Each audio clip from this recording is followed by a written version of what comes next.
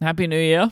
Happy New Year. We had lots of suggestions written in by Cortexans for suggestions to your theme name. Although I'm not really sure why. I feel like it was perfect already, the Year of Small Improvements. I don't know why we would need a suggestion. But I would like to start with the most common, also most nerdy suggestion that we got from listeners, which was the Year of Snow Leopard. Oh, yeah. I love that. That's fantastic. S-tier name suggestion. Year of Snow Leopard. I really like that. So I feel like Year of Small Improvements bracket Snow Leopard is fine. And for people that are unaware, which should be, I expect, the majority of listeners, macOS 10 Snow Leopard, which was a version of macOS in 2009 following macOS 10 Leopard, because they used to be named after cats. Yeah. The idea of Snow Leopard was this was the no new features release. It was a quality of life improvement. That's what it was. However, it wasn't, though. And like that's the thing about Snow Leopard. It's like the dark secret of Snow Leopard. Is Snow Leopard actually included huge foundational changes to macOS 10, but they just didn't really promote them to customers. I think the thing about Snow Leopard, which has got to be the most famous, like I think if you ask most people to name one, that they're going to name Snow Leopard, but it's partly because I do think there's this thing where they did say no new features, but it was really more like, what did the nerds really want? And like create in their mind. The idea of Snow Leopard is greater than what Snow Leopard actually was. The legend. Yes, the legend is of the Snow Leopard. There were no like customer features. Yeah. But it included a thing called Grand Central Dispatch, which I'm not going to bother getting into today. Yeah, but was not a small addition to the operating system. Absolutely massively important. Yeah, as the name Grand Central Dispatch might imply. Just such a good name. It was really no new customer-facing features is really what it was. But everyone likes to remember it as, oh, that's the year where they didn't do anything and they just fixed stuff. If you're curious, at least, to understand, Grand Central Dispatch was basically the underlying technology that would allow for multiple processor cores and for tasks to be handed between them. It's a very oversimplified version of that. But like, if you know anything about the way that computing is done today, you understand how fundamentally important that is. And that was what Snow Leopard included. So like, there is a funny thing of like, you can only really call this the Year of Snow Leopard if I think of like, you know how to say about a duck swimming, of like above the water it's elegant, but underneath there's everything's happening, you know? That's kind of what it would have to be, which I mean, you can correct me if I'm wrong. This does not feel like a Snow Leopard year for you. So Myke, I've got what it should be in the brackets, right? All right. It's Year of Small Improvements, brackets, The Legend of Snow Leopard. Yes. That's the name. Forget everything you know about themes, all right? This is how they are now. Forget the years of work we've established. If it hasn't got an absolutely epic subtitle, what is the point? Yeah. Does that resonate with you, dear listener? Some more serious recommendations is the Year of Optimizing, the Year of Refresh, the Year of User Experience. I kind of like that. But I actually think the Year of Small Improvements really did the job. The Year of Quality of Life, that was not good, right? Like that one is just like clunky. Year of Quality of Life was the first thing that had entered my brain. And then I think you can kind of hear it in that episode. I try to explain it as like, it's like a year of small improvements. It's like, no, dude, that's obviously the better name. Like you should just go with that. At this point, I'm completely fine with Year of Small Improvements, and I really love it as brackets, The Legend of Snow Leopard. Like, I could see the movie poster in my head for this year's theme. Absolutely love it. And so, here's the thing that I want to try to establish as not a regular, but maybe like a quasi-regular thing for this year, which is one of the problems I had last year was I kept feeling like, oh man, year of work, like it's this huge thing. And I kept building up a monumental pile of notes of like, oh, these are all the things that I want to talk about for the end of the year, for year of work. It's such a big deal that it was just like way too much. And so frequently you and I do have this thing where we sort of don't want to talk about the theme in like the second half of the year, because then that can naturally lead into discussions about like what were the problems or like what's the next thing. So I want to try to just occasionally have like a small improvement report Okay. on the show as just like, hey, as I'm going along, here's an example of like a little small improvement that I made. And the first one I want to start out with is just, to me, iconic. This to me is like the perfect example of the kind of thing that I am aiming for. And I know this is always one of Myke's favorite things. A change to my recording setup. One, why would you do it? And two, why'd you tell me? You know, like I don't want to know. I'm happier to not know. Okay, but so look, here is perfect example of the kind of thing that I want to keep my mind open to over the course of the year, right? Look out for what are small annoyances that your brain has just been kind of pushing to the side because it feels like it's below some sort of threshold to even bother dealing with. And the one that I've changed, which I'm so happy with, has to do with just the wire that runs from my headphone into the computer. In just the most minor of annoyances, the wire is running as one might expect. It just goes from my headphone across my desk and then back to the laptop, which was on the other side of the desk. And I thought, you know what? I hate this. I hate this so much. Like, I'll hit it with my hand sometimes, or it's just like mildly in the way, or it's like slightly constricts my motion because you're just aware, like, oh, I don't want to pull this wire. So I just decided to be like, how am I going to solve this? And so all I've done is I rearranged my desk. Basically, I'm running the wire now behind my desk, under the desk, and I bought a little magnetic attachment. So that what I have now is that, like, right underneath my keyboard in the center of my desk is where the wire ends with a little magnetic attachment. So I can pull it out, plug it into my headphones when we're recording the show, and then I can just put it back and it magnetically connects back under my desk. And now the wire runs in between my hands up to my headphones and is never in the way when I'm recording. Okay. And it's like such a small thing, but it's like, love it. This is better. This has less friction. This is just more pleasant. Most wire connectors I've never really liked, but I thought, you know, what would be a nice version of this? There must be little magnetic ones that you can do. It's like, oh, perfect. This is great. So that's the kind of thing where I'm like, this is what I'm looking for. Find these little annoyances, make these small improvements in your life, think about all the things that you frequently interact with, and see how you can make them better. I would say as far as a change to your recording setup can go, you just changing the way your headphones connect, that doesn't bother me at all. That's a you problem, you know? Like, that only affects you, it doesn't affect me.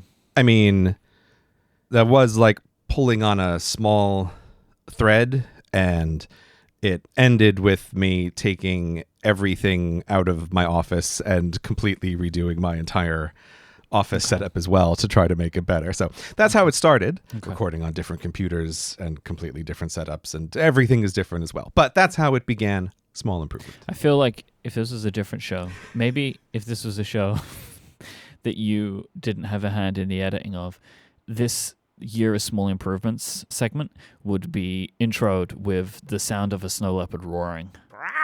You know, that's what I would do. But I don't think you would allow that. In the essence of a little theme update, I have a little theme update for you. Yeah. Last time on the show, so for more text subscribers, which is a longer ad-free version of the show, we discussed the yearly theme for Cortex brand this year, which is going to be the year of basics. So we kind of decided it on that segment. And so far this year, I've done a pretty good job of aligning my year, the year of people, and the Cortex brand theme, the year of basics, on a project of building the groundwork and putting the pieces in place to create an email newsletter system for Cortex brand. It's like an email newsletter plus like email marketing program, I guess, would be the two things together. And so far it has been like a 4-person team effort to find a system that works for us, and then also start building the templates for email design, working on copy and like the email flows for people. So it's been a pretty big project so far, but the speed at which it has occurred is because of all of the people involved in it. Like if it was me or just like one person doing it on their own, it wouldn't look as good or be as effective, or would have got like the work wouldn't have started so quickly. So I'm hoping before the end of January we'll have started sending stuff, So yeah, I'm pretty excited about it, and it's been a nice thing to see these two themes coming together already. That my kind of focus on working with people has enabled for us to start laying the groundwork for something which is kind of so basic for a company like ours, but something we just have not put any focus on until now. Yeah, that's why I was in that segment. I was a bit dubious at first about Year of Basics as the theme, but you completely sold me on it. And yes, the get our house in order with regards to the email list really is the most basic of basic starting point for a business that sells stuff on the internet. Yep. Like you said, people were horrified when we would discuss this and be like, so how's your email list? Like, email list? We don't have one. Like, what Mostly are you our doing? friends Tom and Dan, because we do a show together about like producty stuff and like our businesses, and they were mentioning their email list again, and I think Tom said it is the backbone of a business like ours, and I'm sitting there like, oh god. Oh really? Oh, is it? But at least we started, and they're very, very proud. As Confucius said, the best time to plant an email list is 1,000 years ago, and the second best time is now. This episode of Cortex is brought to you by Fitbod. When you want to change your fitness level, it's hard to know where to get started, which is why I'm pleased to let you know that Fitbod is an easy and affordable way to build a fitness plan that is just for you. Everyone's fitness path is different, it's unique, and that is why Fitbod uses data to make sure they customize everything to suit you perfectly, adapting as you improve so every workout will remain challenging, pushing you to make the progress that you want. Superior results are achieved when a workout program is tailored to your unique body, experience, environment, and goals. All of this information is stored in your Fitbod gym profile. Fitbod tracks your muscle recovery, so you're able to avoid burnout while keeping up your momentum. And it builds your best possible workout by combining AI with exercise science. They've analyzed billions of data points that have been fine-tuned by certified personal trainers, and you can be sure you're learning new movements the right way thanks to more than 1,000 demonstration videos. I love the videos. It really helps me. Like when I'm using Fitbod and it's like, hey, you've got something new, which is frequent because they like to keep things mixed up and fresh. I'm able to watch videos on how each exercise is performed along with reading the instructions, and I feel 100% confident that I'm going to be doing it the right way. Muscles improve when working in concert with the entire musculoskeletal system, so overworking some muscles while underworking others, you can negatively impact results this way. This is why Fitbod tracks your muscle fatigue and recovery to design a well-balanced workout routine. You're never going to get bored because they're mixing things up with new exercises, rep schemes, supersets, and circuits, whilst also keeping your body sharp. The Fitbod app is super easy to use and it looks great. You can stay informed with Fitbod's progress tracking charts, their weekly reports, and sharing cards, which lets you keep track of your achievements and personal bests and to share them easily with friends and family. It also integrates with your Apple Watch, Wear OS smartwatch, and apps like Strava, Fitbit, and Apple Health. Personalized training of this quality can be expensive, but Fitbod is just $12.99 a month or $79.99 a year, but you can get an awesome 25% off your membership when you sign up today at fitbod.me/cortex. That is a huge discount on the annual plan. So go now and get your customized fitness plan at fitbod.me/cortex. Once again, that is fitbod.me/cortex for 25% off your membership. Our thanks to Fitbod for their continued support of this show and Relay FM. Okay, Myke, I cannot wait any longer. Okay. I need to know, how was school today? Well, school ended a little while ago. Okay. It ended before Christmas, but school was very good. Today, I got my certificate emailed to me, which was it was very funny to get my, hey, you completed your course certificate the day that we were going to talk about it. Oh, it's graduation day, basically. Yeah, I graduated today. Considering the course was completed like 4 weeks ago, it is kind of funny that they chose today, but they did choose today. So yeah, I graduated from my short course on product design. I don't even know, what was the basic structure of what it was that you were doing? It was a week-long course, right? Like full days, half days? 5 days, 10 to 4. 5 days, 10 to 4. Yeah. Single instructor? Single instructor, a group of 5 students. Oh, okay. Very good student-to-teacher ratio. Yeah, that was actually really helpful. It was, in person at University of the Arts, London College. They have like a variety of short courses that they do. And my experience of feeling like I was going back to school started immediately. So you arrive at the college and you go to like the enrollment desk, and they're like, all right, go into the main hall, and there are pieces of paper on the wall with all of the names of the short courses. You need to line up at the name of your course. So you go into this big hall, and there's all these people just like standing around in loosely formed lines. Right. And like I get into a line, and I'm like, I don't know if I'm in the right line, because like I can see my course on the wall, but there's like 20 people in front of me, and they all look like they're in different lines. The quintessential first day of school experience. Yep. I feel a little lost. Yes. And I'm also being physically sorted with a large number of people as I'm being processed by the education system. And immediately for me, taken back to my school experiences, I'm too nervous to ask. Yeah, you don't want to ask. You don't want to embarrass yourself, because then all the cool kids will laugh at you. Yeah. Yep. So I would just be waited to be sorted. Yeah. And so, I was in the right line, and we were taken to the class. And so the structure was, we had like 5 days. So it's not like a ton of time. And essentially it was, we're going to kind of dip our toes into what a bigger course around product design could look like. Right? That's kind of what you're doing here. And of the people that were there was me. There were 2 people that worked for like businesses who were sending their employees on these. Right. So it's like employee training. Or like expanded learning kind of thing. Like, one was, it was like considered training for this person. The other, it was like, it seemed like their company allowed people to just pick something, which is very tech company-y. You can do whatever you want with your 20% time. Yeah, it's totally up to you, and we'll pay for it. We just want to make you more rounded. And then the other 2 people were in between degrees. So they'd been studying, and they wanted to do something now in design. And so they were like doing taster sessions, basically, of different courses. And it felt like really that's what this is for. Like a survey experience. Yeah, that like somebody can go around, pay a relatively small amount of money compared to what a course would be, and get an idea as to whether they might want to enroll in like a full 3-year course at the university. Okay. Our instructor, what he does now is instructing, but he had a history in furniture design. And day 1 was mostly like, let's talk about what design is. So like different forms of industrial design and product design, different thinking, and also the instructor was kind of sharing some of his influences and like the people that he draws interest from as like a way to kind of like set it up. And on that day, actually, we started doing like technical drawing. Did you have a triangle in your hand?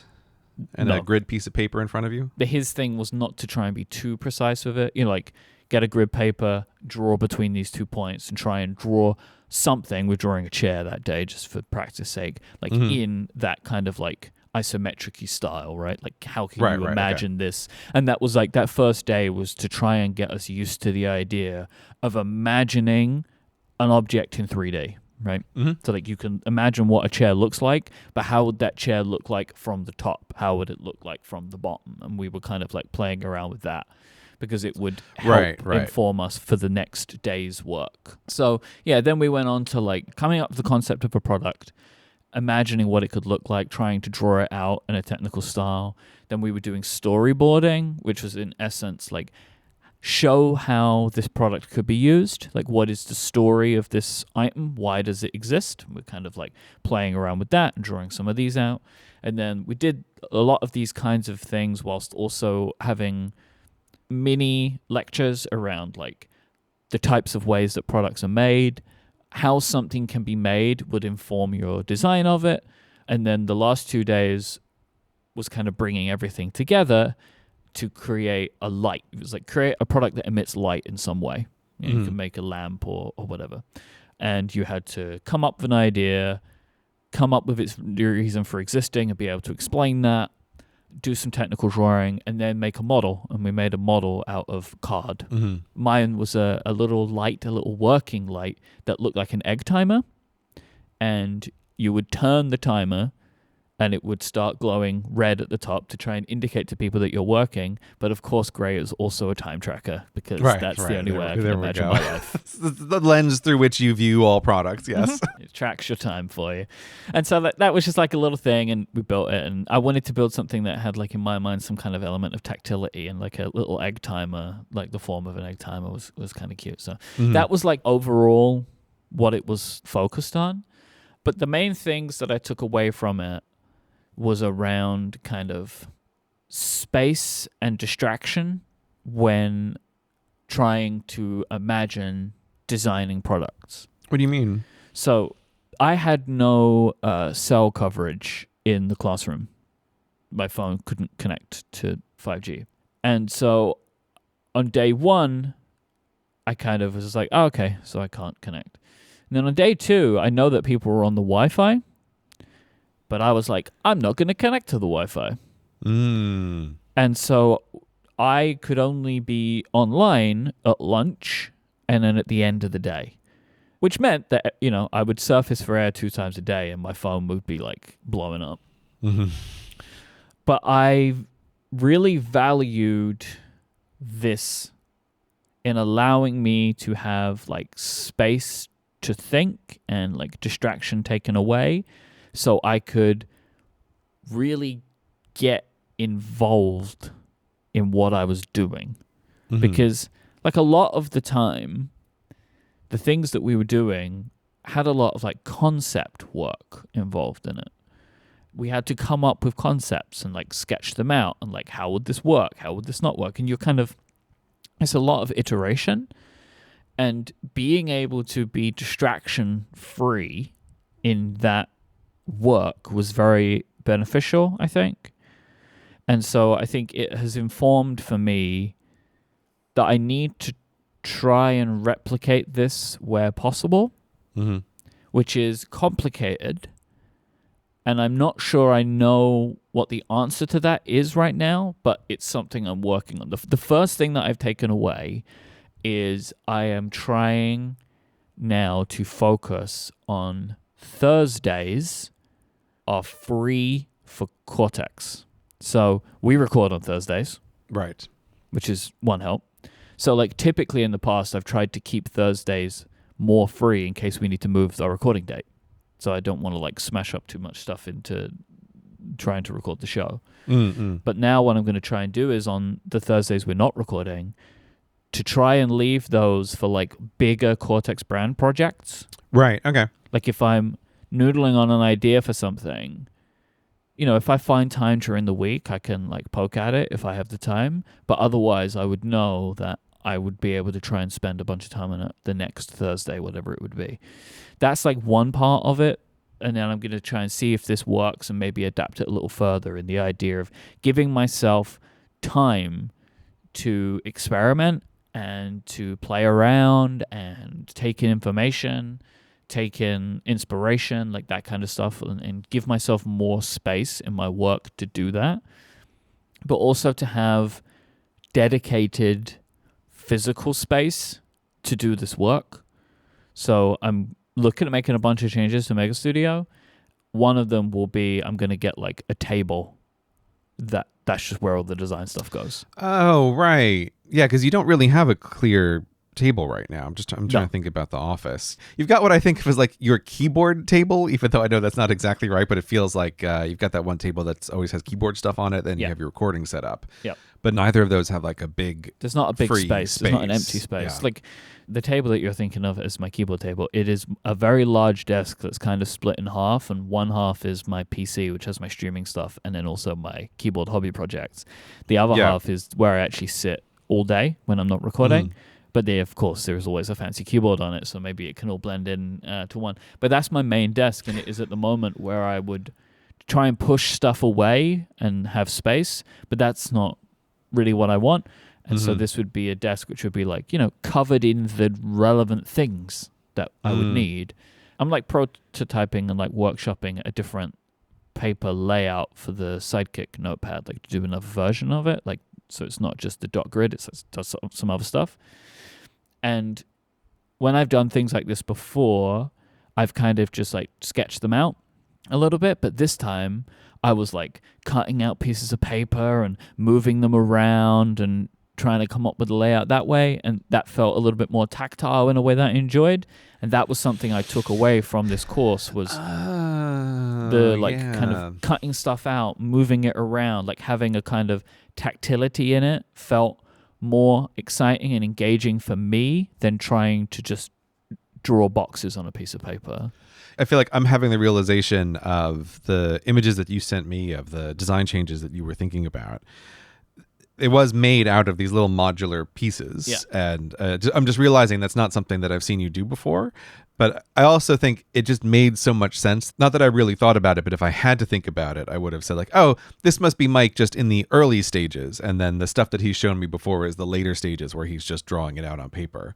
But no, that does intuitively make way more sense. As a good early stage thing is, let me cut out physically the pieces that I might want to assemble something out of, because moving things around tangibly, especially for the Cortex products, really matters. It's interesting. It was just something that I didn't really know that I liked until I was doing some of the prototyping stuff in the last couple of days, where cutting things out of card and like moving them around and trying out different layouts and stuff, it was just like really interesting to me. So I brought that in too. So I can imagine having this like, kind of the way I think about it is like time and space are the things that I need.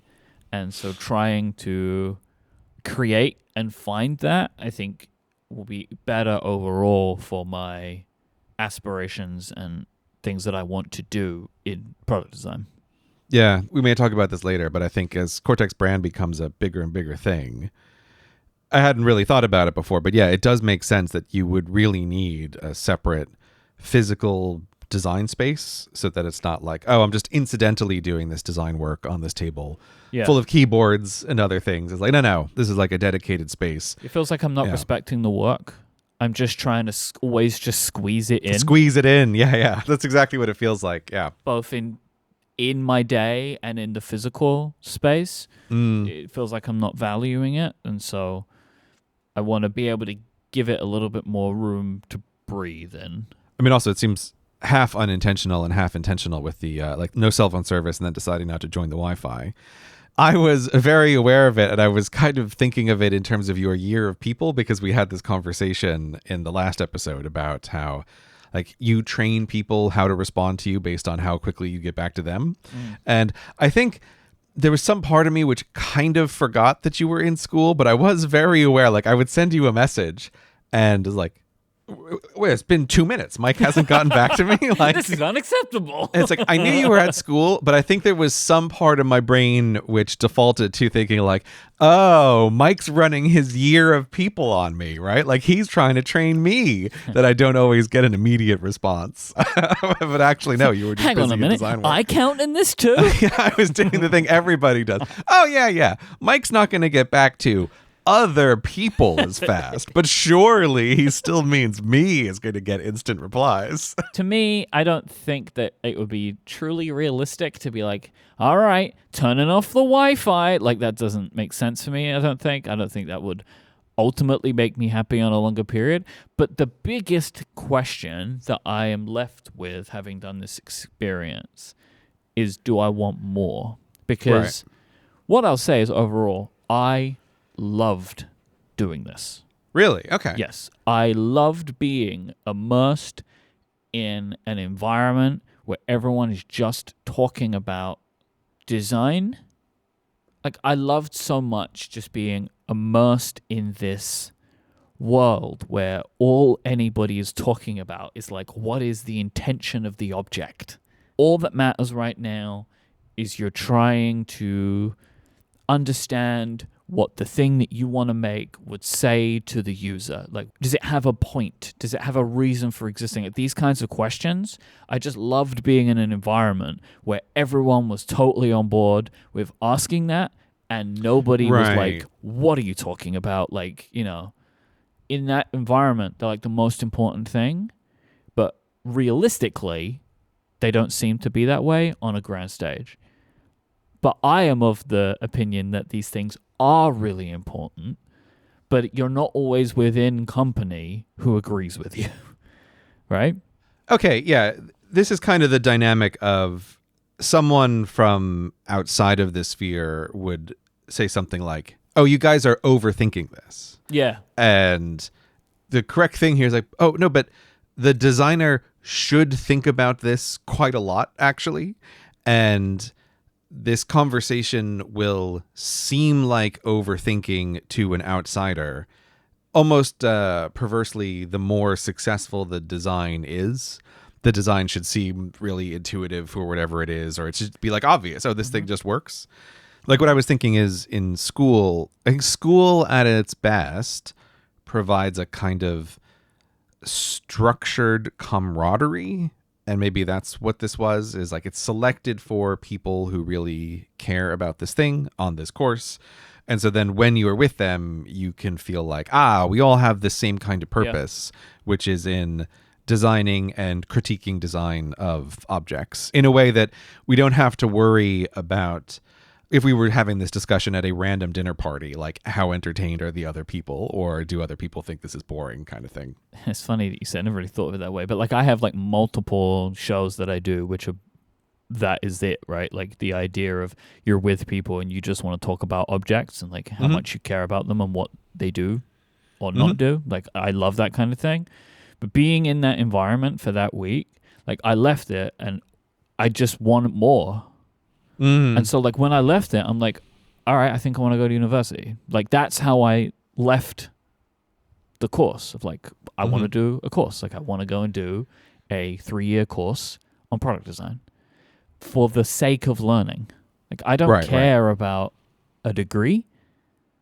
Like I care about learning. I want to learn more about this. I want to be in this environment, learning from other people, having the experience of taking in a body of work and broadening my thinking, what I feel like I could achieve, what I could be capable of.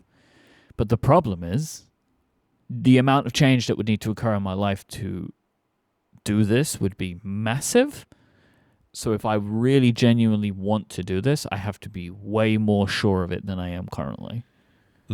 And so the easiest way to achieve it is to do more short courses. And that's something that like I want to do this year. I just need to find courses that I'm interested in.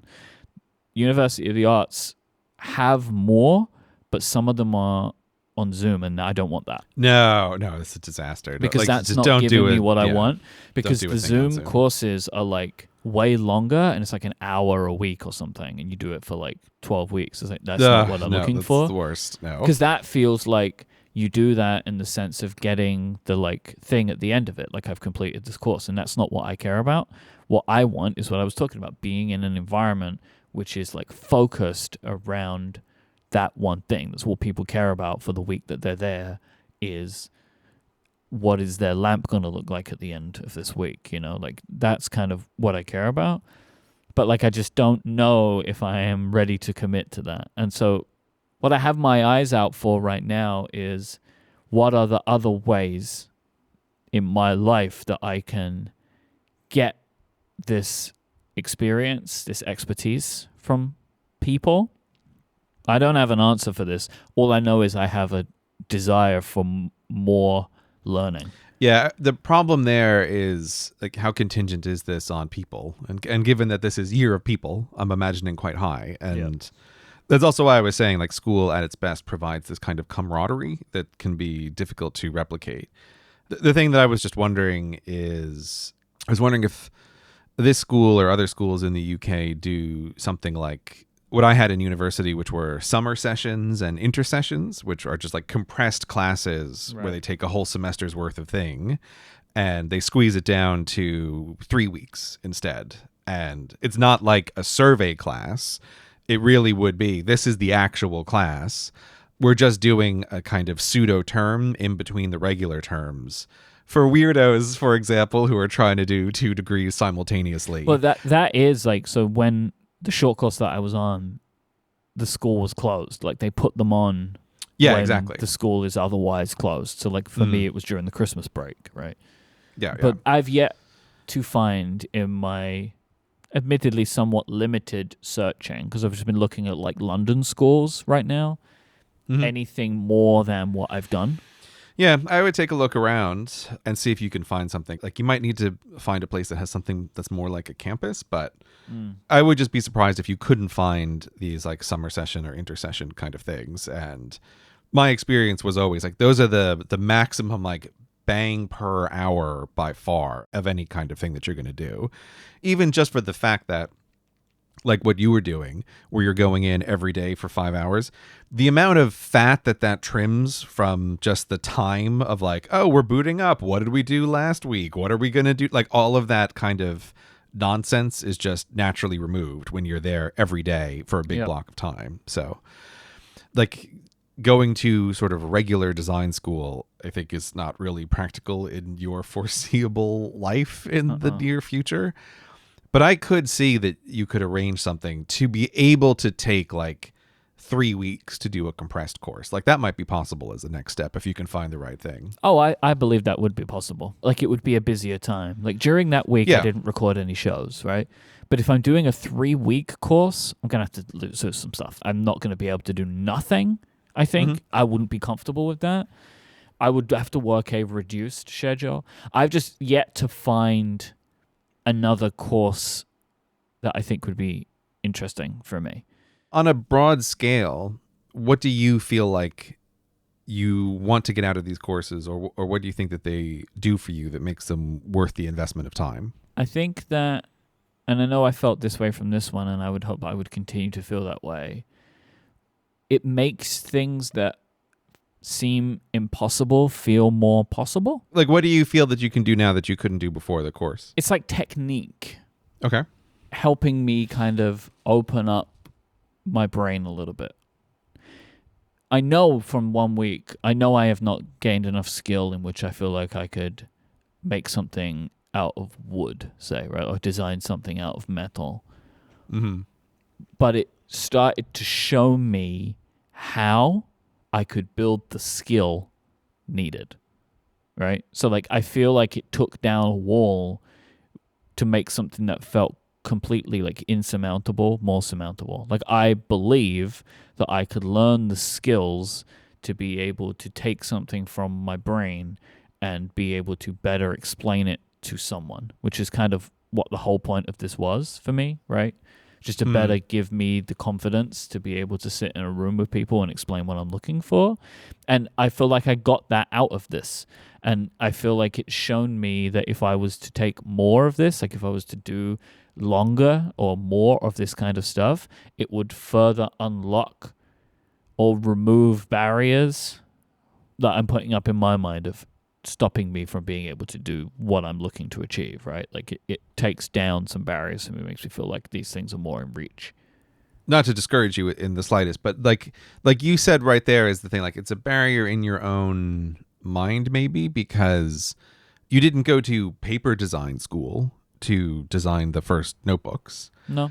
Is it the fact that, oh, you don't know how to design anything in wood or communicate with wood manufacturers because we don't have a wood-based product that is in the forefront of our mind of like, oh, that's a thing that we need to make? I understand where you're coming from. I think that there is some truth to what you're saying, but I do feel that there is like a level of knowledge, expertise, inspiration, and genuinely technical skills that would be needed to go further that I can more easily pick up if I was taught them. Okay. Yeah. Like at a certain point, to be able to express what I'm looking for, I need to have a little bit of 3D modeling experience. Like it would go a long way to helping me be able to prototype something, to be able to model it in 3D. At some point, I believe that that is going to be important, but I don't know what for. Okay. But there is genuinely just like a confidence building that comes from stuff like this, which I think for me would be very important. Because I know I left it feeling real good. Like I left this course feeling like, you know what? I can do this. And it's like that is maybe something I've not truly felt until then. Like being in that environment and talking to people about the stuff that we make and working on new ideas and having those ideas praised by peers. And it was like, oh, okay. Like, I feel like I have something, like I can build this. I can grow from here. Like it was very valuable, and I feel like that kind of environment is important, as well as learning the things that I might want to learn from these experiences. So I have one final question though. okay. Did they know who you are? Did they know who's in this class? Did they know that it's the Myke Hurley? Nobody gave the impression that they had heard of me, Okay. but just naturally throughout the course of the week, Uh-huh. the mood in the room changed. Okay. There is an element of like, what do you do? Yeah, well, of course. Yeah. Of course. I was not going to bring it up, right? Yeah, of course. Of course. But I was just answering questions honestly. Like, when people say, why are you here? It's like, well, I started a business making paper products, and I want to get more expertise and more knowledge to help me further make more stuff and feel more confident. Then that would later turn into like, well, what do you make? And I'd be like, well, I'm using one of them right now. Like, I had a Sidekick Notepad as well, taking my notes on. You know, people were talking about that. They were interested in it. And then, you know, you'd be like working away, and, you know, I'd said that I was podcasting, and people would ask me like, what are your podcasts about? And like, I'd explain that. And then the next day as we go on, like, someone would say to me, like, how many listeners do you have? Or like, how many of those notepads have you sold? Like, and so like, I was not offering this information. This is why I was wanting to know, because the problem is, if you open this door the tiniest amount, if you made the decision of, I'm not willing to go in here and be extremely obfuscatious about what it is that I actually do, that door is going to fly open the moment the first questions start getting asked. So that's what I was curious about. But it was like, you know, there was somebody who worked for an airline, and they worked in design at this airline, like physical design inside of the planes. I would not stop asking them questions. I just thought this person's job was fascinating. And so, like, I was asking him questions constantly throughout the week, because he was a super nice guy and he was very forthcoming and, like, seemed really, like, passionate about his work. And I just found that super interesting. So I think that there was an element of that from a couple of people in the class. It was just one of those things where it was just, who is this person? Then things start to be revealed that it's like, oh, we've sold lots of these, and like people really like them, and like the questions just kept going. But it was really interesting. Like, people had like really cool questions for me and stuff like that. But yeah, it was one of those things that from Monday to Friday, different vibes. The vibes were different. This episode of Cortex is brought to you by Squarespace, the all-in-one platform for building your brand and growing your business online. You can stand out from the crowd with a beautiful website, engage directly with your audience, and sell your products, services, and even the content that you create. Squarespace has got everything you need all in one place. With Squarespace, you can take advantage of a professionally designed website template to help you get started with your new website. They have designs that are tailored for every category and use case. You can very easily customize the look of these, update the content, and add features to fit the unique needs of your website, your business, what you're looking to make.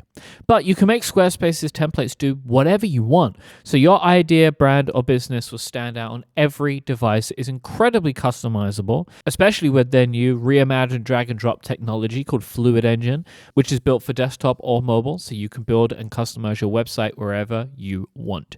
And if what you want your website to have is an online store, it's super easy with Squarespace. They have all of the tools that you need to start selling online, whether you're selling physical or digital goods. If you have a website of your own, you want to know how people are finding it. You want to know how many visitors you've got. You want to be able to keep track of that. Again, especially if you're selling something, like how do you know what products are successful? Well, all of this is also built in with Squarespace with their analytics system. This will let you understand where your site visitors are coming from, where your sales are coming from, and lets you analyze which channels are most effective for you. This will allow you to improve your website and build a marketing strategy based on your top keywords or most popular products and content. I have been a fan of Squarespace, a user of Squarespace for over a decade now. When I have something I want to put online, they are the first place that I go. They make it so simple, it looks so professional, so much better than I could ever do if I was trying to build it on my own. Honestly, I probably would just give up, which is not what you want. When you have a new idea, when you have a new project, you don't want things to get in your way. Squarespace lets you build that beautiful website that you've been dreaming of and put it out to the world to let your project sing. So go today and check out squarespace.com/Cortex. You can sign up for a free trial, and when you're ready to launch, go to squarespace.com/Cortex and use the code Cortex to save 10% off your first purchase of a website or domain. That is squarespace.com/Cortex and the code Cortex. When you decide to sign up, you'll get 10% off your first purchase and show your support for the show. Our thanks to Squarespace for the continued support of this show and all of Relay FM.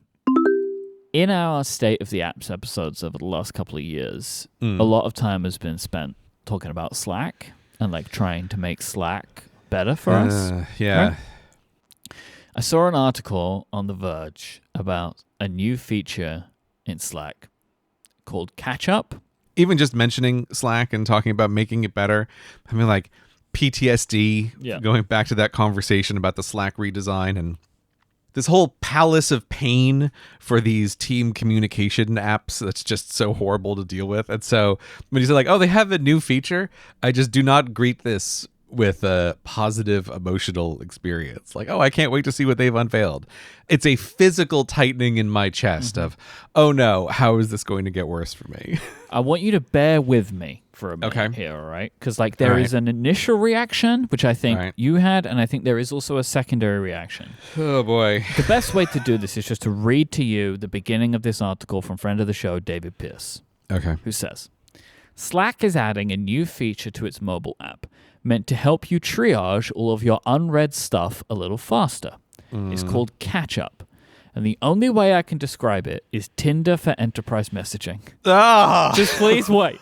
Please. When you tap on Catch Up at the top of the app's home screen, it will show you one channel or DM at a time. Swipe left to mark it read, right to leave it unread.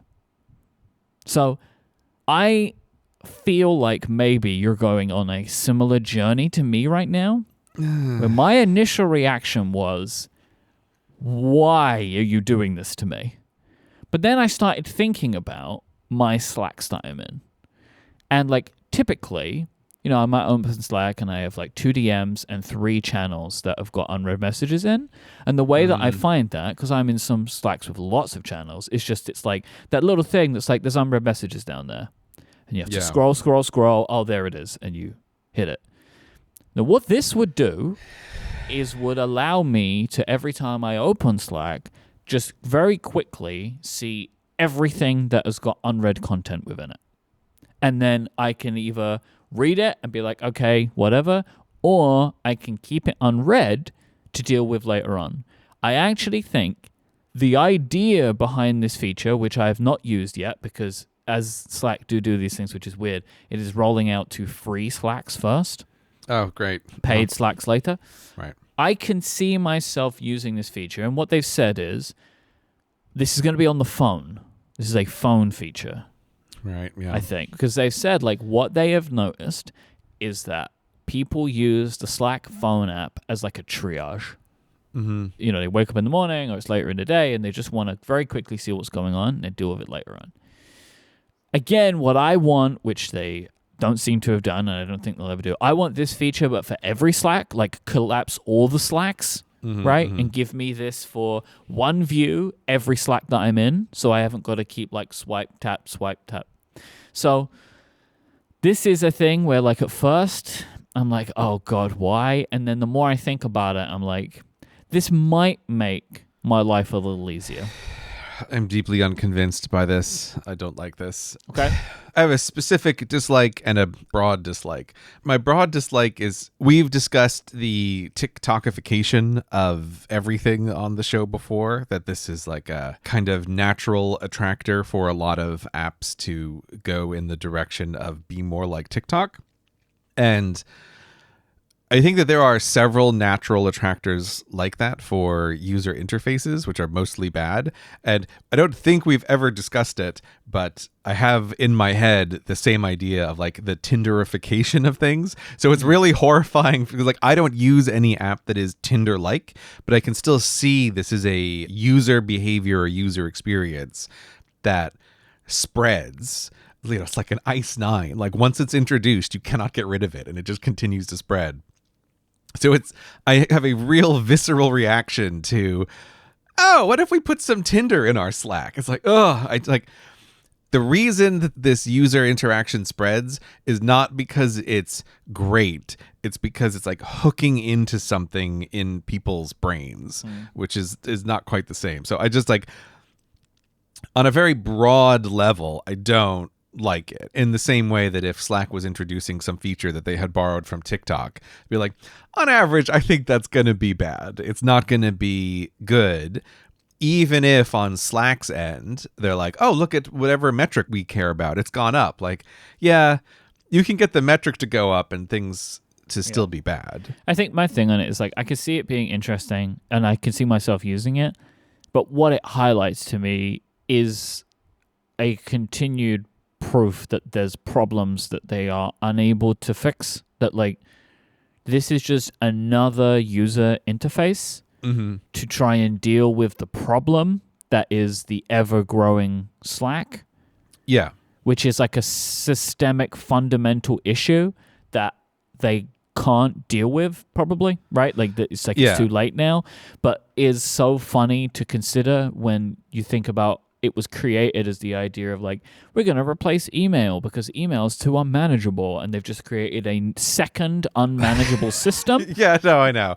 But that's why all of the like corporate communication apps, like they all exist in this palace of pain where they just recreate the very problems that they're trying to solve, because multiple people working together and trying to communicate, there are just some unsolvable problems here that you cannot ever really properly deal with them. You can only seem to have pseudo solved them by moving to a new thing that is smaller. And so while it is smaller, you feel like, oh, what a relief. Like, this is great. But it will just grow and then it reintroduces those problems. Yep. My second issue with this, again, it depends on like some of the exact details. But I feel like for me personally, this actually encourages the worst behavior for me admin wise. I just think it's a very bad pattern. I do this with email. I do this with lots of things with notifications.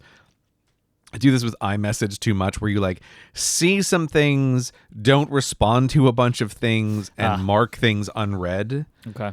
Like, I think that's just a bad user pattern. I think it's bad for your brain, because it's like, oh, now I've just made myself aware of a bunch of stuff that I'm not actually dealing with. And I provided this kind of pseudo relief of having gotten rid of some things that I'm not going to respond to. But I think this is encouraging a bad user behavior. It feels like progress, but isn't really. I agree with you, but the problem is people are doing this. And so... Yeah. I get it. So it's like, if people are doing it and now the genie is 100% out of the bottle on this, how can we at least make it easier for people to do the thing they're already doing? No, I disagree. Slack should be having their whole design be around like, when you open up Slack, it shouldn't let you see anything. There should be a message on screen and it should say, do you have 20 minutes to actually deal with Slack and try to respond to some of these messages? And if you say no, then it just quits the app and says, come back later when you do. Like, that's what the user interface should be. Yeah. Like this kind of like, oh, I'm going to quick check. This is exactly what I mean by TikTokification, or in this case, Tinderification. I guarantee their like interaction metrics will go up. But I don't think that's the same thing as making Slack actually better. Like, I think this will increase engagement with Slack, but that is not the same thing as people getting useful work done in Slack, or people feeling better about having used the app, or actually like getting things out of their side of the court and turning projects around. So that's my specific complaint here that comes down from the broader thing of like, why do certain user interface elements get adopted and spread? Is because they seem to be doing good things, but they are actually doing bad things. And so I have not gone on the journey with you. I don't like this at all. I hate it. Yeah. There was something that's like so funny to me. Like, Tinder is just triage for humans, which is like such a weird, and when you think about it that way, such a strange thought, right? Yeah, you're just triaging people. Don't use Tinder. Well, I'm not going to say that, you know. Pro tip, get married 10 years ago. The best time to plant a marriage is 10 years ago. The second best time is now. You know what time it is, Myke? It's time to review your time. It's the January Myke time tracking review. Indeed. So I was thinking about this Pachoo! on Unconnected. A few times a year we do roasts. We like roast each other. Mm-hmm. Like maybe it would be like a home screen or desktop background or whatever. We do like little roasts of each other. And I feel like this is like roast Mike's time. And that's what you get to do. We're giving you the ability to roast me. I think that's too harsh. It gives you the opportunity to do it if you want to. Yeah. You know? Like, because a roast can also be helpful. Yeah, but that's no fun. That's no one shows up to a roast because they're like, oh, I can't wait to see this person complimented, right? That's not what a roast is for. No. So I've created a graphic which is from Timery showing my year-over-year time tracking from 23 to 22. I guess I could maybe start with some top-line stuff, and then maybe you could pick into some things that you'd be interested in hearing me explain. Well, I'll say straight away, right? So we've done this multiple years. Yep. This is also why, like, I refuse to think of this as a roast, because some years you show me your numbers, and it's a real example of the inside versus outside experience, where for you, it seems like there is something that is so obviously different from the 2 years that to me, from the outside, it's a bit like, what's the major difference here between these two things? Like, it's not always obvious, like, what has caught your attention. But this has to be one of the most obvious differences I've ever seen between two different years, from 2022 to 2023. Okay. The two massive changes are weekend and podcast editing. Like, that's just big, obvious changes in what your year was like. I have some huge changes to introduce you to later on in the discussion, but I will agree with you. So if you guess top line stuff, there is a pretty large increase in hours tracked year over year. Oh, wow. I didn't even notice that. Yeah. But the biggest contributor to that is weekend. So something I have started doing starting last year, and I have something in it for my 24 tracking as well, is bringing something related to my yearly theme into my time tracking to be able to give me more data that I am achieving or not my theme. And I brought weekend in. Now, what I didn't do here was just track my weekends, right? Like, here, Saturday morning, start that tracker. Like, it's not what it was. That's the rare case where you could pre-fill out the time tracker for the year at the start of the year. You could just put in all the weekend entries. Look at this increase.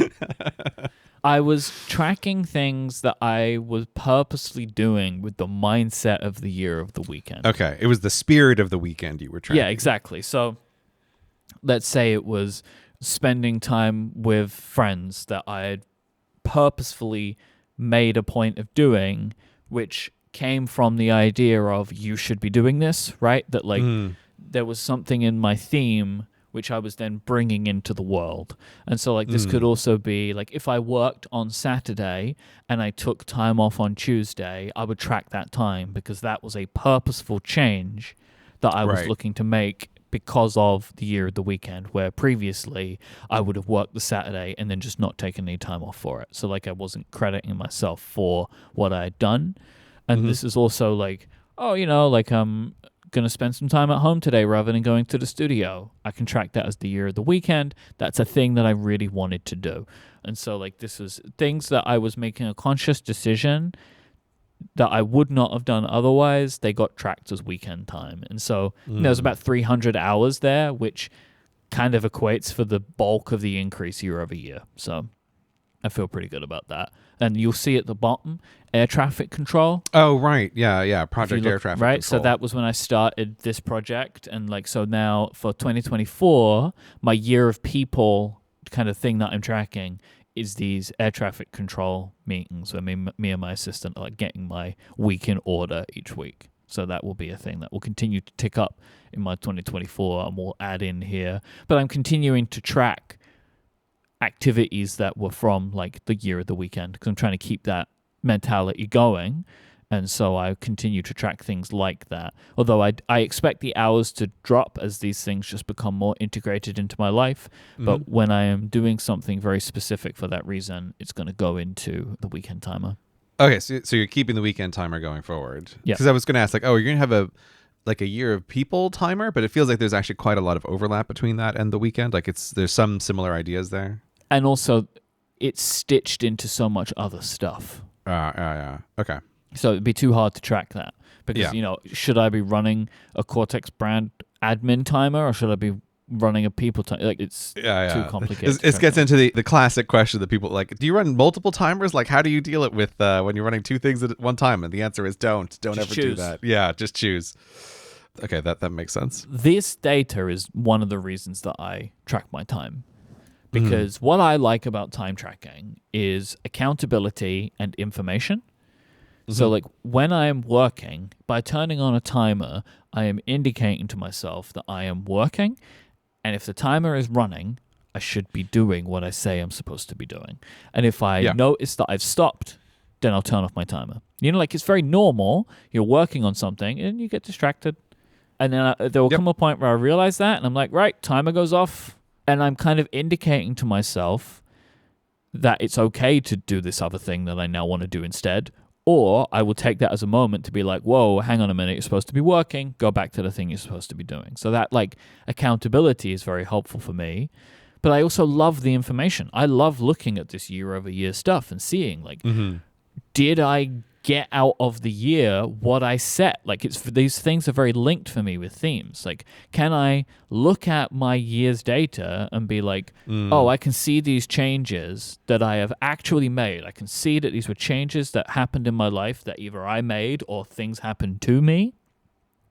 And it gives me an idea of being able to look at a very top level to be like, did I have the year that I wanted? And why could that be? So it's like good information to have to like reinforce if the changes that I'm making are reflected in the hours that I'm spending. And I like that kind of stuff. So this has become, these like year over year comparisons has become one of the main reasons that I continue to do time tracking. It totally makes sense as a tool of intentionality in that way. And especially because you are more diligent and less sloppy about the time tracking than I am with this kind of stuff. So like you have meaningful year over year data to compare. And like, there's a way in which if I could magic it into existence, I would love to also be able to do like the year over year comparisons. I'm not quite as diligent with it as you are, but I use it in the same way as like this intentionality tool. So yeah, it's really useful in that way to like you said, notice when you have diverted from what your intention was. That's like the great, it sounds so dumb, but that ability to go, I have to stop this reading timer because I'm actually just checking my email on my phone. I'm busy Tindering on Slack right now. I'm not actually reading this book, right? Like I have to stop this reading timer. And that, like, it's surprisingly useful in the little day-to-day moments of life of noticing what it is that you're actually doing. Yep. All right, so what's gone on with all that podcast editing time, Myke? Where has it disappeared to? Well, this is one of the things where, like, this year, there's a good decrease, right, from 219 hours to 143 hours. So that's dropping. Upgrade, I think, this is where I saw a full year of that because it was something I stopped, like, halfway through 2022. Right. I'm really keen to see what 2024 looks like. Because the majority of what's left here is Cortex. So I expect I'll probably lose over 100 hours year over year. Okay, so you think the majority of this is purely Cortex editing. Interesting. Oh, yeah. I mean, I only edit Cortex and the Pen Addict, and the Pen Addict takes 10 minutes once a week. So the majority of that is Cortex, but I don't expect it to disappear, right? Because I still call editing what I'm doing with like the assembly of the show and the posting of the show and all that kind of stuff. So yeah, that makes sense. It's still going to be in there, but it's going to be a big chunk taken out of it for sure. And, there is also a decrease in it year over year because there's also just like a decrease year over year. And obviously the amount of episodes I produced from 2022 to 2023. Not exactly sure why that is. Like you can see my podcast recording hours are down. I guess I did make some changes. So I took some shows, I changed their scheduling rather than like weekly or whatever, went to monthly, like stuff like that, which I'm always kind of tweaking those kinds of things. And so that's why like podcast recording and show prep both went down because they will go down or up together. Where now podcast editing over the last 2 years has been divorced from that because I've made much larger changes to what I'm editing. So that's kind of become uncoupled from the recording and prep numbers, where previously the three of those went completely hand in hand. But that data has gone a bit weird over the last 2 years. And so really it will be from 2024 onwards that those will be locked together again, because I'm not expecting to make any changes to editing or whatever. That makes sense, yeah. I think the biggest change is Cortex brand. Yeah. I'm just looking through the rest of this, and I'm just noticing more and more like, oh, there's actually quite a number of changes here that didn't jump out to me as obviously as those first two. So tell me about what's going on with Cortex brand. In 2021, everything to Cortex brand was all just in one timer. And then at the end of 2022, I kind of split it out and created Cortex brand product design as well as Cortex brand admin. And I tracked about 105 hours of time, 105 hours of work in 2022. Then in 2023, I also introduced Cortex brand marketing. And now between admin, design, and marketing, I tracked about 300 hours of work in 2023 compared to the 100 in 2022. Big difference. Yeah, as no surprise, but that is a huge difference. Yeah. That's a lot of hours to add. So that is, I think, the biggest meaningful change that I see in my just like pure work hours this year. It's why, even though some stuff has reduced in like the podcasting stuff, my overall hours have stayed relatively the same of work, right? Because if you take the weekend hours out of that, the work hours have remained the same, if not increased, because I've added about 200 hours of work this year on top of the things that I was doing before. But this is all by design. It's not an accident, and I'm happy about it. I don't look at that and I'm like, oh, it's too much. This is exactly what I wanted, and I feel like the results of it have borne out, and I'm happy with the effort. I was kind of wondering for myself, I was thinking, oh, should I break out Cortex brand versus Cortex podcast stuff? Oh, 100% you should, yes. Yeah. I'm not convinced for me I know it why matters as wouldn't, much. Yeah. So I know people do this differently. So like my co-founder at Relay, Steven, he tracks very differently to me, and he finds my way of tracking to be very strange. So like, what does he do? So I track podcast recording, and then what you don't see in this number is I have a tag for each show. So I can also see how much time I spent per show by doing a different report. Where Steven will track, for Mac Power users, he just tracks everything. So if he's prepping, if he's recording, if he's editing, it's all just Mac Power users. That to me seems wrong. Like I track by task and then have a tag if there is a property related to that task. And he finds mine to be strange. It's just like a very personal thing where like I want to know more about how much I'm recording is like the top line than how much I'm spending per show. Like for me, I don't really feel like I need that as the most important statistic. I like to know more about like the type of work that I'm doing, not what it's for. Yeah, maybe. I feel like this is a byproduct of the number of shows that you do. Yeah, probably. Even just for me thinking like, I just have a timer called Cortex. Am I doing anything Cortex related?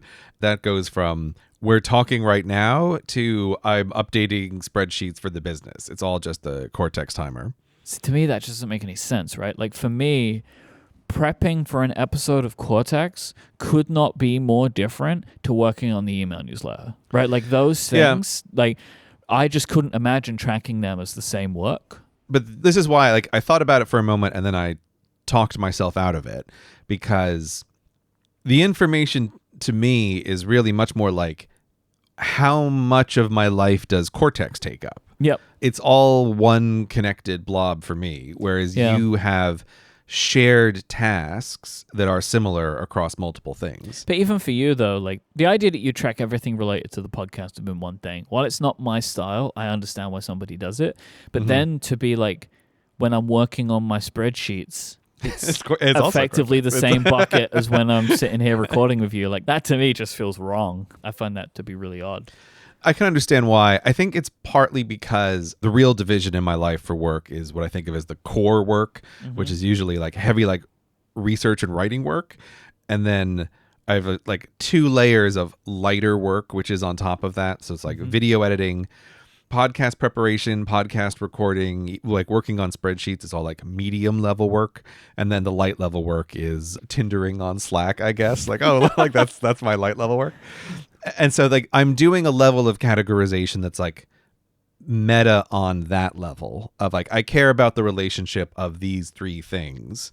And for me, something like writing and research is just so fundamentally different from everything else that I do work-wise.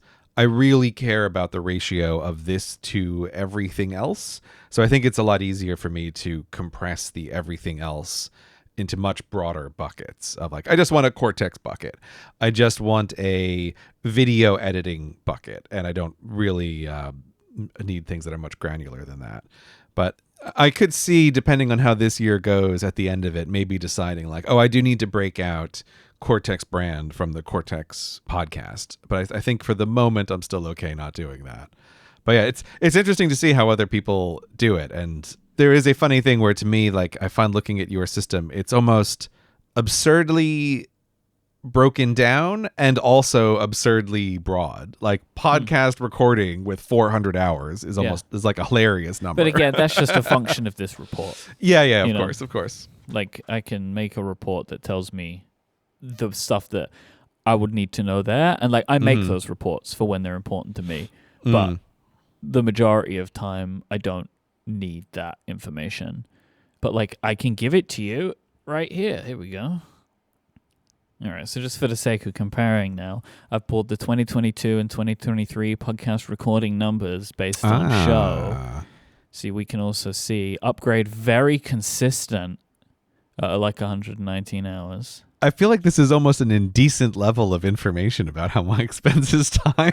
I mean, but this part is very findable, right? Because like, you can see the runtime of shows. Oh, I know. But there's just something funny about it. It's like, oh, we've almost drilled down to a level where I'm slightly uncomfortable. Like, Pulling back how much time? Yeah. Look at all that upgrade time. Yeah. Connected was went from 110 to 90 hours. I think I took more episodes off this year. Yeah, I was going to say, you didn't change the number of episodes, but you just were on fewer episodes. Yes. The Pen Addict, similar. Cortex was more, which I expected because we did more episodes. Not by a lot more, which is interesting. But yeah, it's actually funny. That Cortex number is bigger, but it's not as much bigger as I would have expected. Cortex has a weird outlying, though, is I am tracking from the moment we start talking. Okay, that makes sense. Right? So, like, that one is wobbly of, like, maybe in 2022 we were just way more chatty. Yeah. Even though we recorded more episodes in 2023. I guess, yeah. I don't know if I should even say this, right? Because I don't want to make you self-conscious. One of the things that I track, I have a timer, which is called social : audio visual, right? So like, am I talking to someone basically like on a phone call or on a video chat? And the reason I keep track of a couple of little social timers because I'm just like really bad at it, and I feel like I shouldn't let this number get under like 1% of my total time. So I just want to keep an eye on like, have I just spoken socially to someone? And when we start our calls for Cortex, sometimes I'm like, ooh, if we're actually just chatting, I can flip on that social timer. It is the main way we maintain our friendship.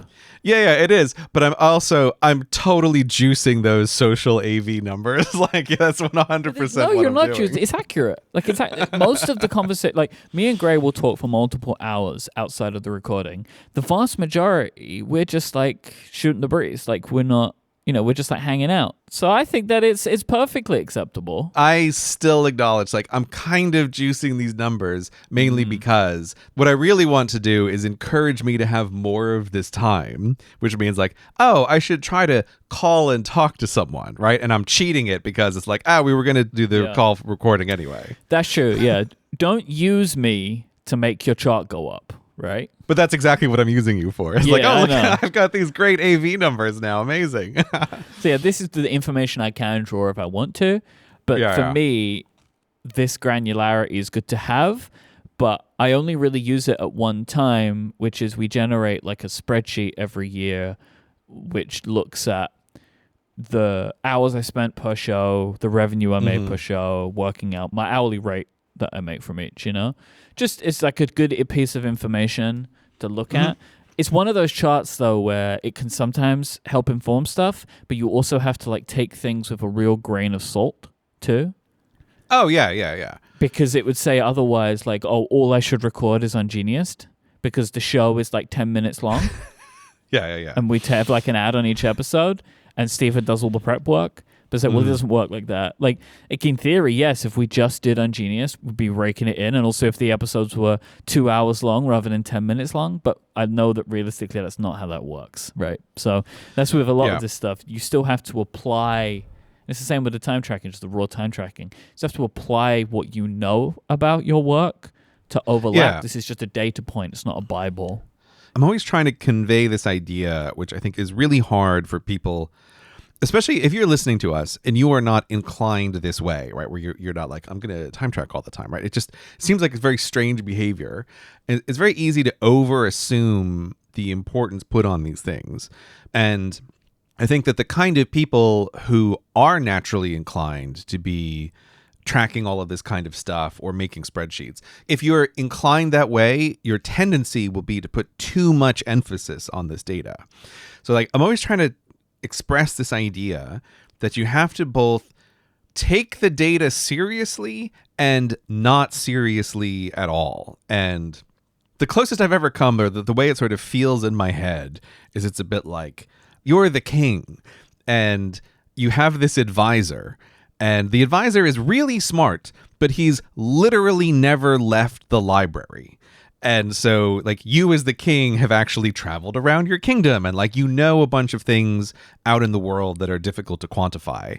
And so, like, it's important to listen to your advisor, who is the spreadsheet in this metaphor, or the time tracking in this metaphor, or the, like, your hourly rate in this metaphor. But it's also extremely important to always remember that guy never leaves the library. He doesn't know anything about the actual real world. And so you can totally blow off his very strong advice all the time because there's a huge amount of context that's just missing. But I think it's really hard to have the balance between those two things, to both be the person who's pedantic enough to keep all of these records like the librarian advisor, but is also like out in the world in the way that like the person running the empire has to be. But yeah, that's my time tracking over the year. I feel like everything else is within kind of the margins that I would expect, like without too much change to them. There's maybe some things that are a few hours here or there. I guess one that I did want to point out was how sponsors dropped from 32 hours to 6. Yeah, that was the other big one that I noticed there. Yeah, which is just confirming the thing that we've been working on for years for me to reduce that from my plate. I think the other thing that's just funny from a data perspective is year over year, how many things that you track are within plus or minus 5 hours each year, right? Yeah. It's like you've tracked 1,500 or 1,800 hours, but you still have 5, 6, 7 things that are like within 5 hours. The one that particularly catches my attention here is you've got Mega Studio, and it's like 5 hours 50 minutes one year. I don't even understand. 5 hours 21 minutes the next year. Like, how is it so close? Workflows 1 hour 41 minutes, 1 hour 12 minutes. Yeah. But the other one that really catches my attention is like Podcastathon is within that's weird. 1 hour. Like both years, it's 69 and 68 hours. The thing that's strange to me is the event itself increased by 50% in runtime. Like, looking at this, it feels to me like there's some kind of mathematical or universal law in action here that I don't know about. Like, how is it that you can track whatever it is, 20 different categories, and a surprising number of them are within just a few % of where they were last year, even though the number of hours being tracked is huge. It feels like there's some phenomenon I don't know about that has a name that explains this. Mm-hmm. If anyone knows what that is, please tell us in feedback. Creature of habit syndrome or something like that? I don't know. I was hoping for something more exotic, but you're probably right. This episode is supported in part by listeners like you who subscribe to Moretex. If you sign up today at getmoretex.com, you'll get yourself longer, ad-free episodes of each and every episode of Cortex. You get ad-free listening to the entire back catalog of content. All of our RPG and text adventure specials, they're available to you in their very own Moretex Specials feed for easy listening. This alone, just these specials, is over 25 hours of bonus content that we have published so far, with more to come, as well as access to our members Discord, exclusive wallpapers, behind the scenes content, and so much more. People who subscribe to Moretex, the More Texans, they get additional content with every single episode. On today's show, me and Gray are going to be talking about our plans to try and grab a Vision Pro headset when it goes on sale, and to give our reactions to exactly the way that Apple decided to announce this to the world. But previous Moretex segments, they've been super different. We have covered the Cortex brand yearly themes in Moretex. We've spoken about some behind-the-scenes conversation about both the show and Cortex brand. We talk about media and games that we've been enjoying, and so much more. All of these segments are available to you if you sign up now. You can very easily go back to any episode and listen to the bonus segment that we've been doing since June 2020, featuring over 13 hours of content on top of the 25 hours of standalone bonus material. Go and check this out for yourself today and get longer ad-free episodes at getmoretex.com. If you enjoy this show and you think to yourself, I would love some more of it, there is. It's at getmoretex.com. All right, before we wrap up today, I have a little bit of Cortex brand follow-up. We need to revisit a bet that we made. So in episode 145 in August of last year, we spoke about the fact that we had just decided to make a really big bet with ordering Sidekick Notepad stock. Yeah. To the point where we would have more stock than we've ever had in any product ever before, far past what we were comfortable ordering, way more investment than we were comfortable making.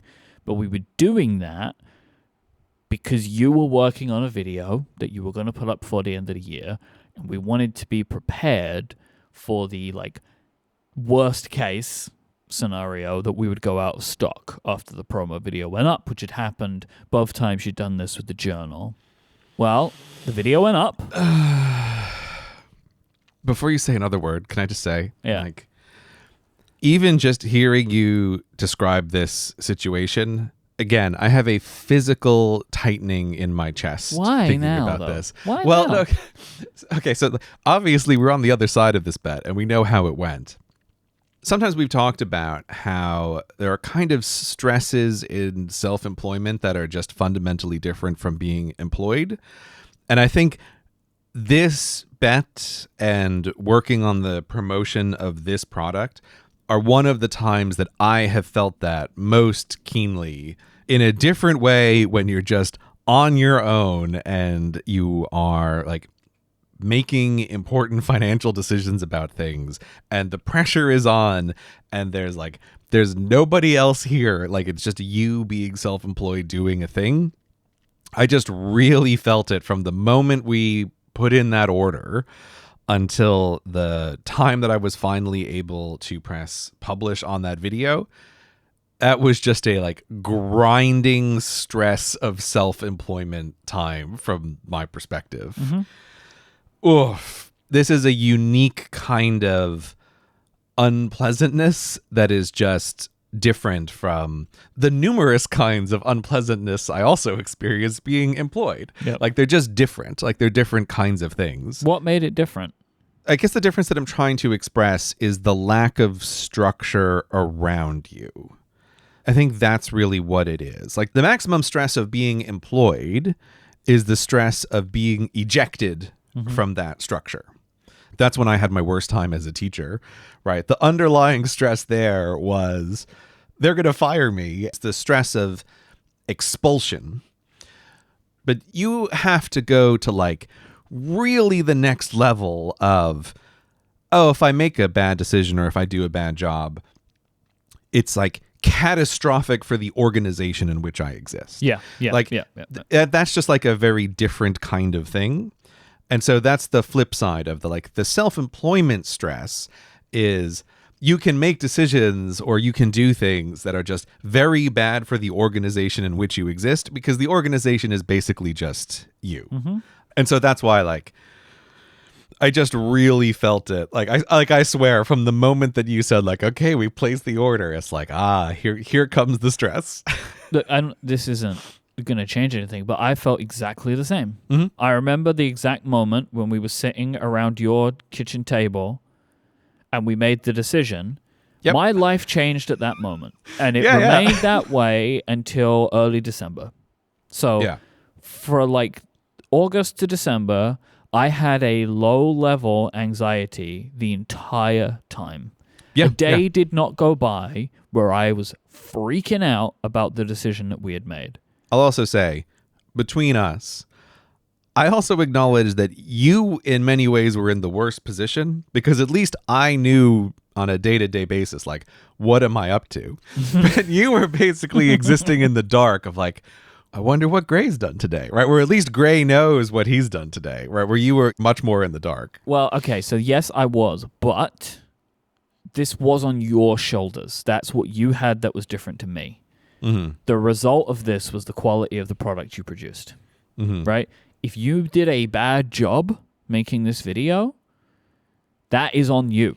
It's not on me, right? Because like that is your contribution there. It's like you had to make a good product. But if you messed it up, or if like you didn't put the effort in and it resulted in poor sales, that is a thing where we'd have to look at forever and be like, oh yeah, because the video wasn't good enough.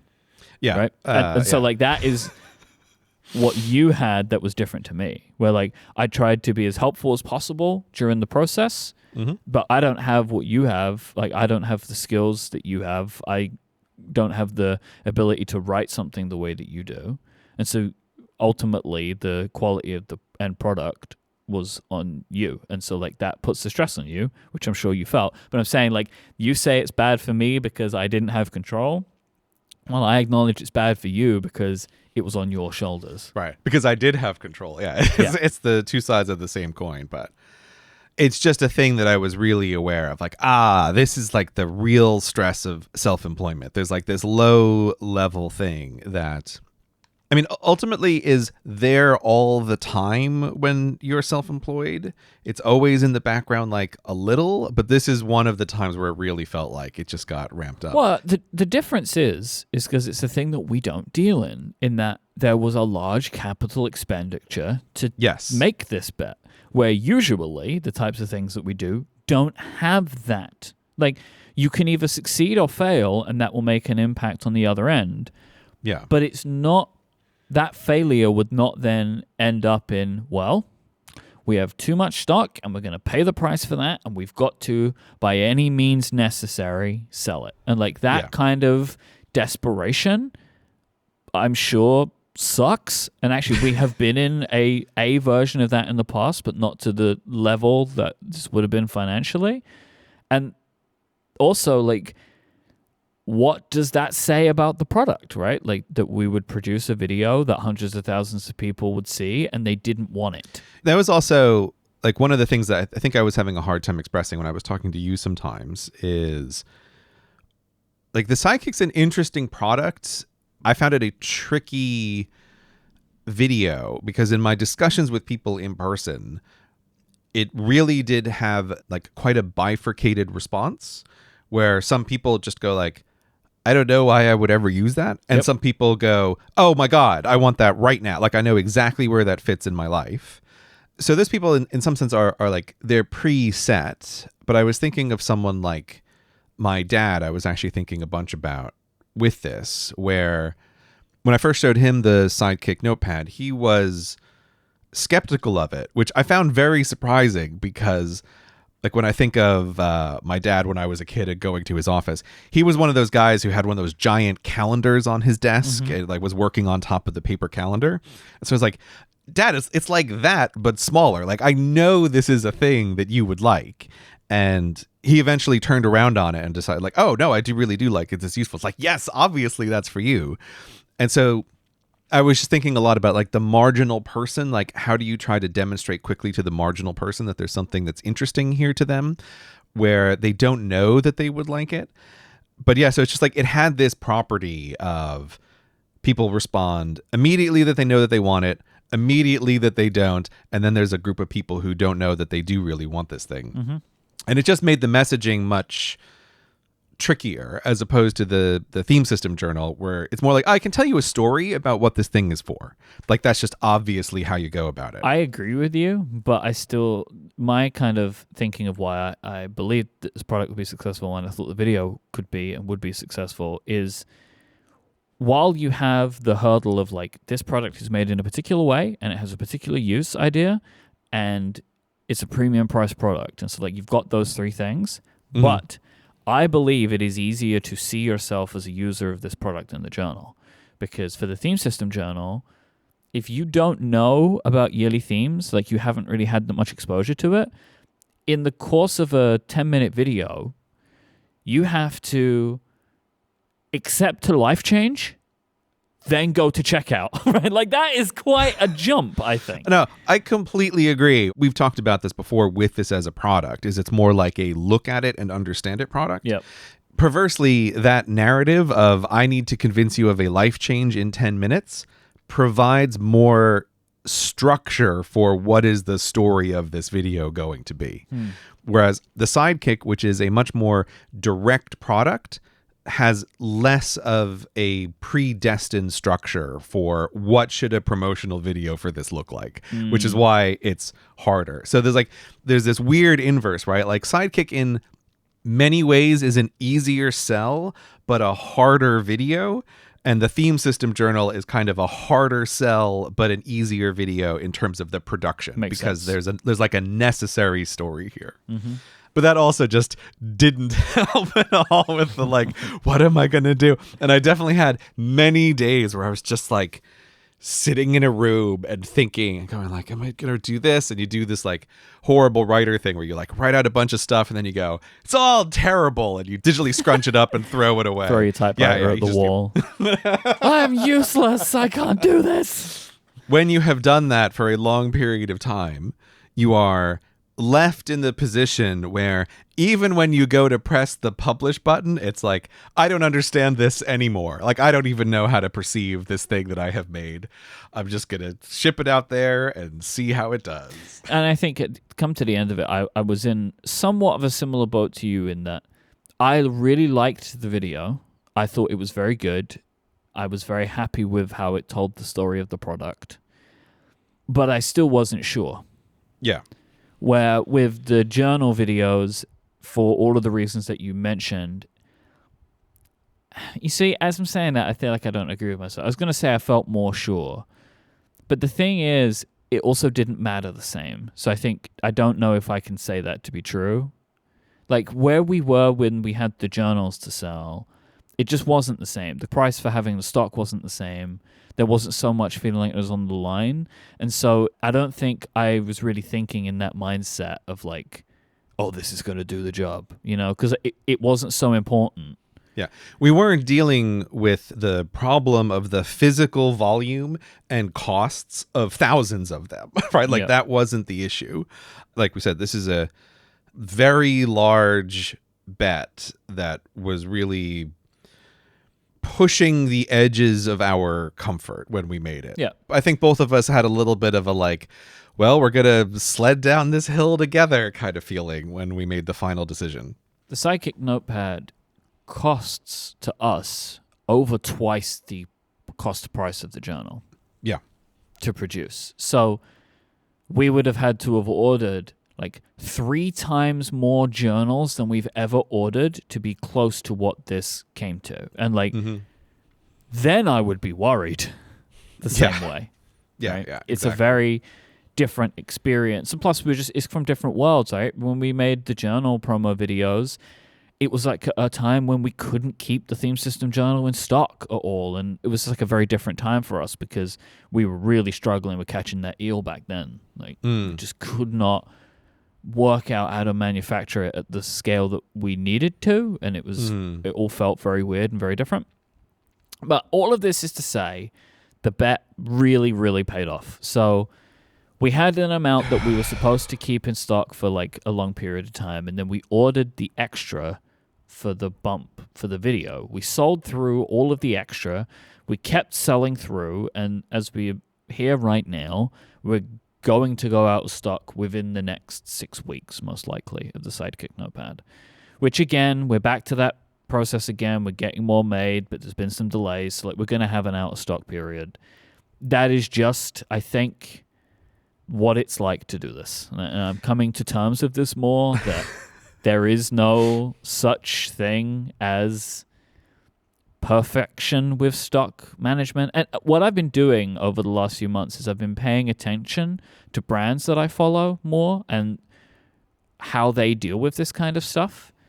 And I'm just learning more and more that like companies going out of stock on an item is actually very normal. And I need to kind of just get over myself a little bit with this and like do the best we can, but understand that things happen that you can't prepare for. And I feel happy with what we did because I believe we did the absolute maximum we could do. We did it, right? We couldn't have bought any more. No. In the way that we want to structure our company. Obviously, we could have borrowed money to do it, but I'm not doing that. Oh right? my God, like, no. You know what I mean? Like, but that is the other way we could have done this. We could have got a credit line and done it that way, but I'm not comfortable doing I'm not going to do that, no. I'm not going to do that because I want to be able to sleep at night, and it was already hard enough. Exactly. If it was like, Mr. Bankman is going to be, tapping his watch on January 1st, I'd be like, no, I'm not doing this. It was bad enough to be responsible to each other, right? That it's mine and your money. Ultimately, rather than it also being somebody else's money. Like, I'm not willing to play in that space right now. That is not a thing that I want to do. Yeah. But, similarly, the thing that we're going to do that we've not done before is we're going to take pre-orders when we go out of stock. And, like, that's not a thing that I've wanted to do before. But, again, it's like, grow up. It's part of logistics. It's part of stock management. We can make it work. And so we're going to do that. But like that is the result of all of this thing. I don't know how you feel, but to me, these past 6 weeks feels like the biggest success that we've seen as a company. I mean, as the one running the spreadsheets, it's crazy. Like Sidekick has more than doubled the business in its existence this year. Like it's been really quite shocking. And you said a thing about accepting that we're going to run out of stock. There's definitely this part of me which is like, no, like I will not accept this. Like, with God as my witness, I will never run out of stock again. But yeah, like this is well, I've got some bad news for you, bud. Like, it's going to happen. Like, okay, so one of the things that I told myself to try to keep myself sane during the production of the actual video was, okay, we have this huge number of stock, but listen, Gray, really, we're only trying to sell half this number because we also want to have the stock for all of next year. So there's not so much pressure. And so when it went up and we sold through half the number, I'm like, oh, thank God, right? Like, what a relief. Thank goodness. But then the sales have not dropped as much as I was expecting. And there's this weird thing where like I'm looking at all of my estimates for when are we going to run out of stock, and the date very quickly went from like, oh, we'll run out just before Christmas next year to, well, we'll run out before Halloween. We'll run out before school start. We're definitely going to run out before the 4th of July, right? Like, and now it's like Valentine's Day. You're not going to make it to Valentine's Day, buddy. And it's like, oh no. It's such a funny thing because updating the numbers, I have this weird feeling like, sales, please slow down, right? But like, obviously, as a business person, that's not really what I want at all. But it's just funny how your brain can like play these tricks on you where it's like wild success has very rapidly turned into like, no, I'm not going to run out of inventory, but we're totally going to run out of inventory. And on top of that, we've had to put in orders for all of the other products because like there's just been so many sales over the holidays, and we did run out of pens. And it's like, okay, all of this is just like a byproduct of it going extremely well. But it's just very funny that now it's like kind of my responsibility to not run out of stock. I'm like please slow down sales. It's not going to happen. We're running out. But like we're learning now again, right? Like I think one of the things that we're taking away from this is, okay, so maybe this year we will focus more on more frequent, smaller orders. It hasn't really worked out, but that is kind of what I built the spreadsheet to try to do, is like be looking at more frequent, smaller orders. But we might need to turn that up and say like, no, even more frequent, smaller orders. Yeah. But there are things to consider in all of that. It's like smaller means more expensive.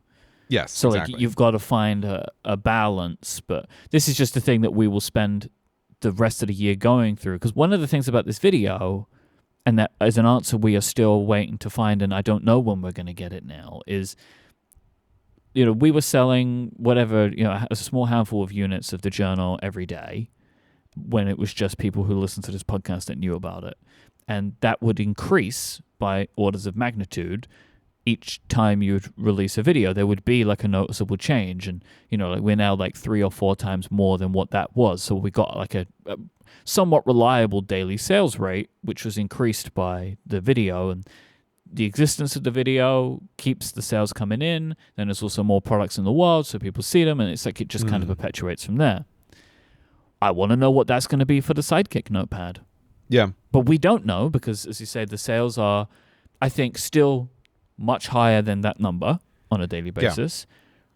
But we don't know what that number is going to be, and it's going to take longer to find that out because of the existence of us going out of stock. Like it's going to be way into the year, if this year at all, before we actually get that number, because there's too many variables at play to try and understand what that's going to be. So it's going to be a longer tail thing going into the future. So yeah, that's what kind of kills the data person in me. It's like, oh, I want continuous data, right? It was like, oh, the moment we switch to pre-sales, like this is a functionally different kind of data set, and like the streak will be broken of having all of these like days in a row where we can try to estimate what are we actually looking at here.